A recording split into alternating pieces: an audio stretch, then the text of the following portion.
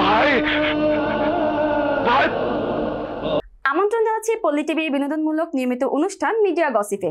দর্শক, প্রয়াত সুপারস্টার মান্নার একমাত্র সন্তান সিয়াম ইলতিমাস আসছেন রূপালী পর্দায়।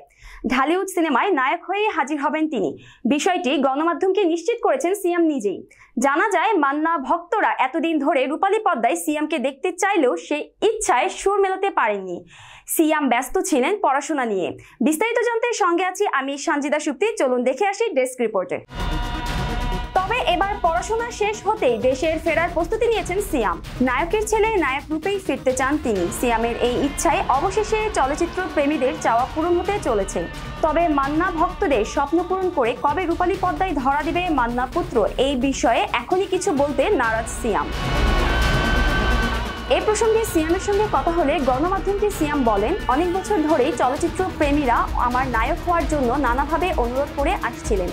তাদের জন্যই চলচ্চিত্রে অভিনয় করতে যাচ্ছি। সিয়াম আরও বলেন, বাবা দেশের নাম্বার 1 তারকা ছিলেন। তার ছেলে হিসাবে আমিও নাম্বার 1 হয়েই চলচ্চিত্রে কাজ করব। আমি পড়াশোনার পাশাপাশি অভিনয়টাও শিখছি। নিজের অভিনয়ের স্কিলটা বেশ ভালোভাবেই রপ্ত করেছি।